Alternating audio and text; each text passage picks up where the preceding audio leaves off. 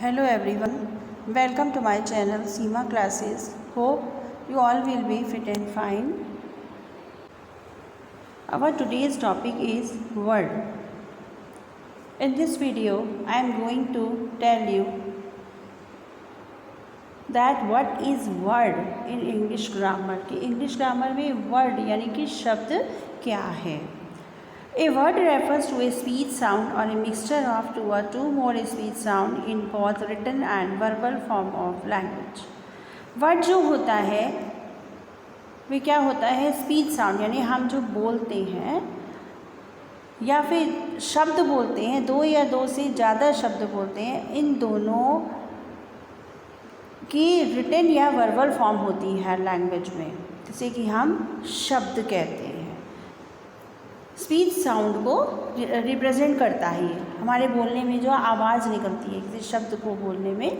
A word refers to a speech sound और a mixture of two और two more speech sound. दो या दो से अधिक शब्दों को मिलाकर जो हम बोलते हैं, जो हमारी साउंड होती है, दोनों ही रिटन और वर्बल फॉर्म में लैंग्वेज की जो होती है उसे हम वर्ड कहते हैं.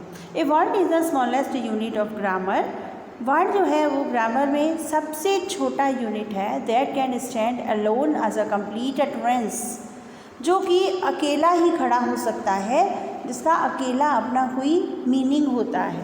Separated by spaces in written language. जब हम इसे लिखते हैं तो इसे स्पेस देकर हम एक दूसरे से अलग करते हैं. And potentially by pauses in speech. और जब हम बोलते हैं तो हमारी जो स्पीच होती है उसमें हम पॉज देते हैं, यानी थोड़ा थोड़ा रुक कर बोलते हैं. A word is the smallest unit of grammar. यानी स्पीच में भी हम वर्ड के बीच में पॉज करते हैं, इन दोनों को एक दूसरे से अलग करते हैं. There are several criteria for a speech sound और a combination of some speech sounds to be called a word. कई तरह के क्राइटेरिया होते हैं स्पीच साउंड में, या फिर दो या दो से अधिक शब्दों को कंबाइन करके जो हम वर्ड बोलते हैं, that to be called a word, उसे वर्ड कहा जाता है. There must be a potential pause in speech. जब हम बोलते हैं तो दो शब्दों के बीच में, टू वर्ड्स के बीच में पॉज जरूर होना चाहिए. And space in written form between two words. और जब हम लिखते हैं तो दो वर्ड्स के बीच में स्पेस जरूर होना चाहिए. एग्जाम्पल देखिए, suppose bat and ball are two different words. अब आप ये समझिए कि बैट और बॉल दो अलग अलग तरह के शब्द हैं. So if we use them in a sentence, तो अगर हम उन्हें किसी सेंटेंस में यूज़ करते हैं, we must have a potential pause after pronouncing each of them. तो जब हम ईच ऑफ देम, उनमें से हर शब्द को जब हम बोलते हैं तो उनके बीच में हमें थोड़ा थोड़ा रुकना चाहिए, थोड़ा थोड़ा पॉज देना चाहिए. इट कैन बी लाइक,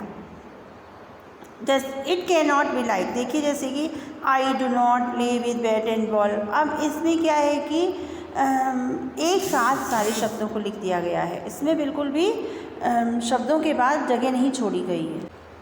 तो इट कैन, इसे इस तरह से नहीं लिखा जा सकता है एकदम एक दूसरे के साथ मिला करके. जैसे बीच में हमने पॉज नहीं दिया है दो वर्ड्स के बीच में, आई, देन हमें स्पेस छोड़ना चाहिए था, do, then after space not, फिर स्पेस प्ले. तो इस तरह से this is a wrong way to write a word. किसी भी शब्द को लिखने का ये एक बिल्कुल ही रॉन्ग मैनर है, गलत तरीका है.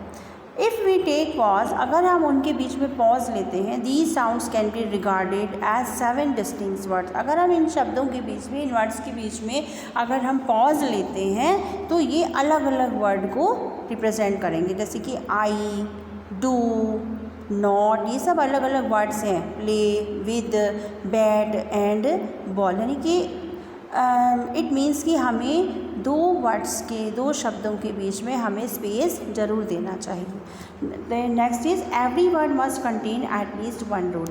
हर वर्ड का एक रूट जरूर होना चाहिए. If you break this root, अगर आप इस रूट को ब्रेक कर देते हैं, तोड़ देते हैं, it can not be a word any more, तो फिर ये शब्द नहीं रहता है. Example, the word unfaithful has a root faith. If we break faith into a fa and ith, these sounds will not be regarded as words. Example, अगर हम शब्द अनफेथफुल कि अनफेथफुल जो एक वर्ड है इसका रूट क्या है, फेथ है। अगर हम फेथ को ब्रेक कर देते हैं और इसमें FA या फिर ITH इस तरह से साउंड्स करते हैं, फा और इथ, तो इनका कोई भी शब्दों का कोई मीनिंग नहीं होता, ये शब्द नहीं रह जाते हैं। Every word must have a meaning, हर शब्द का कोई ना कोई मीनिंग ज़रूर होना चाहिए।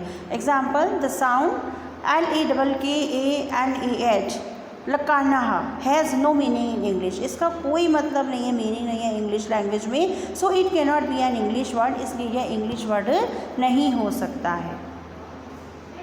आई थिंक कि आपको वर्ड का मीनिंग समझ आ गया होगा। It is clear to all of you. Thanks for watching.